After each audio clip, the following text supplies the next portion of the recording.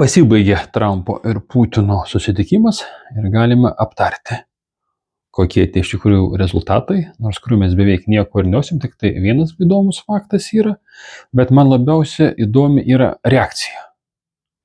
Ypatingai Lietuvos ekspertų, politikų ir žiniasklaidos. Ir aš negaliu suprasti, gal jūs pasakysit, ar mūsų ekspertai, politikai ir žiniasklaida tokia tupa yra, taip tupai vertindama, ar, kaip sako, people have it.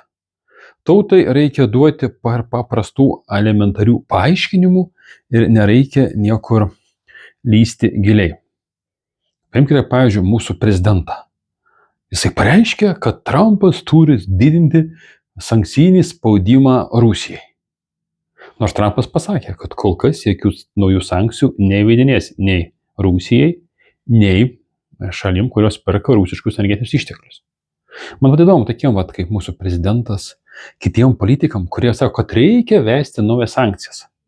Jūs galite man parodyti bent vieną analizę, bent vienos iš 18 ar 20 tūkstančių sankcijų, kur būtų, koks buvo planuojamas pasiekti tikslas, įvedant kokią sankciją ir įvedus sankciją, koks buvo gautas rezultatas. Ar tikrai ta bent viena 16 tūkstančių įvestų sankcijų, ir dar daugiau, pasiekė kokį nors tikslą ar ne? Aš nematau. Tokios ataskaitos irgi nematau. Lyg tai nieko sudėtingo nesakau. Viskas turi būti paprasta, bet, kaip suprantu, jos mes neturim.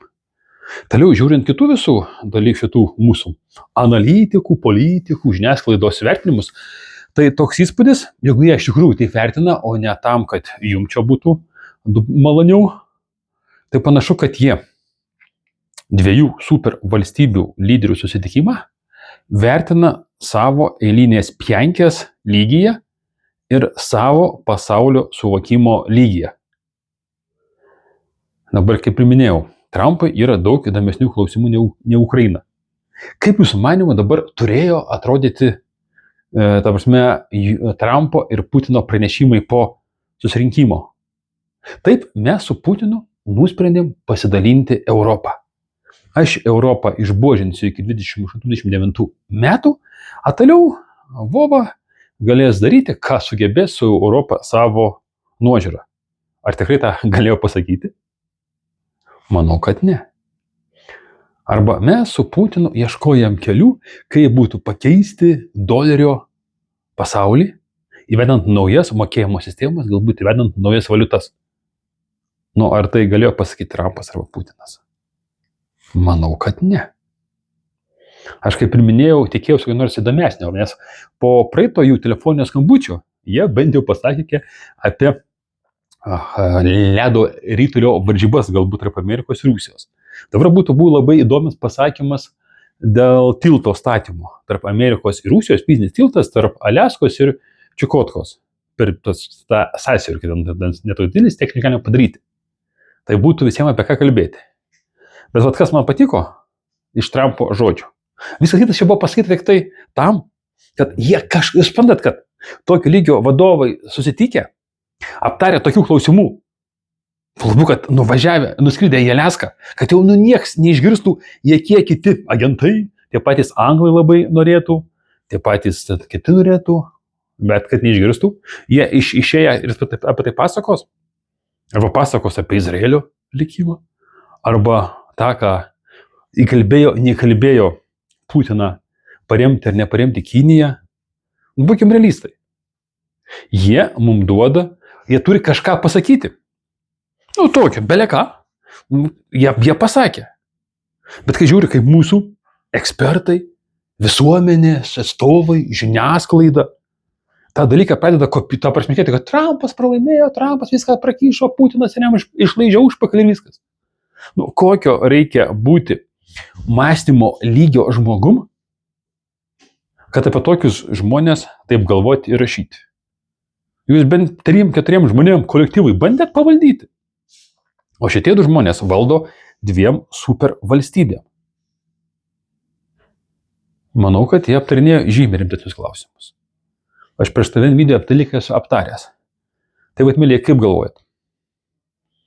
Ar mūsų analitikai tikrai yra rimti? Ar jie galvoja tą, ką rašo? Nes jeigu tą, ką rašo, ir turime tokius politikus kaip mūsų prezidentas ir seimūnai ir ministerijai visi, tai suprantat, kad tokios valstybės ateitis yra liūdna, o kokia ateitis tos valstybės piliečių. Tai yra mano, tavo brolių, seserų, tėčių, mamų, kaimynų. Suprantat ar ne, kas mūsų laukia tokioje situacijoje? Vienas, kas svarbiausia išgirdau iš Trumpo, ką jis pasakė, įvardino garsiai ir kas iš tikrųjų labai yra rimta. Putinas Trumpui sugebėjo paaiškinti, kad paliaubos Ukrainos klausimo neįsprendžia. Kad paliaubos Ukrainos klausimą tik tai labiau gilina ir dar labiau įtraukia į Ameriką į tą procesą. Ir kad Trumpas reikalauja normaliai. Sutarėm iškart dėl normalios taikos, dėl ilgalaikės taikos, dėl naujo saugumo plano visai Europai. Europoje niekas nenori saugumo plano. Europoje visi nori kariauti. Nes kaip minėjau praeitam video, kad jeigu paaiškės, kad Trumpas susitarė su Putinu, reiškia visi vakarų Europos politikai, tame tarpe ir Lietuvos, klydo, darė klaidas, švaistė mūsų pinigus, jie turėtų pasitraukti. Kur matėt politiką, dabartinį, liberalų, šių laikų vakarų politiką, kuris savo noru galėtų pasitraukti iš valdžios. Nedaug tokių yra. Premjeras mūsų paskutinis. Ir tai jį privertė. Slavonas buvo, už tai ir privertė. Bet privertė tie patys savi, kad į jo vietą pasadinti kitą savo. Šiuo atveju bus sunkiau. Nors vakarų Europos tauta ir Lietuvos tauta, jie gali ant ausų kabinti makaronus visokius, galės ir pasidaryti rotaciją ant savų, bet biški kitų. Tai tas gerai. Jeigu Amerika suprato, kad nereikia kalbėti apie paliaubas, o reikia braižyti naujus saugumo modelius, ne tik Europoje, visam pasauliui, nes pasaulyje labai daug konfliktų yra užslėptų. Tas yra geras dalykas. Tai ir galėjo pasakyti, nes tą reikėjo artikuliuoti arba pranešti visai visuomeniai, ne tik tai politikam tarp savų uždarų pokalbių. Tai yra vienas geras viešas dalykas. Ką toliau kaip jie susitarė, kaip sako, po kilimu, mes nežinom ir galbūt daug metų nesužinosim. Nebent mes tą galim sužinoti tik tai iš veiksmų. Dabartinius jų susitarimus, tos, kuriuos mes nežinom. Iš principo kažką tai mes galim įtarti iš veiksmų, kuriuos darys Rusija, kuriuos darys Amerika. Bet ir tai čia bus tokie. Galbūt, gal ne. Tai vat, mėlyjei, mąstykit savo galvą, treniruokit savo galvą, mąstymą, mažiau klausykit visokių tokių analitikų, kurių pasaulio suvokimas baigėsi pienkės aptarimu ir galvojimu, kad visi taip ir gyvena tokiam lygiai, nors galite ir nieko nedaryti. Jūsų dalykas, jums rinktis. Bet kokia atveju, tu esi nuostabus, tu apie tai žinai, nieko nedarysi, tu irgi būsi nuostabus, bet gal neilgai gyvensi, jeigu kažką darysi, galbūt nuostabus būsi ir ilgiau gyvensi, bet čia vėlgi, čia yra jūsų visų asmeniniai reikalai, ne mano reikalas. Jūs tik tai informuoti, reiškia ginkluoti.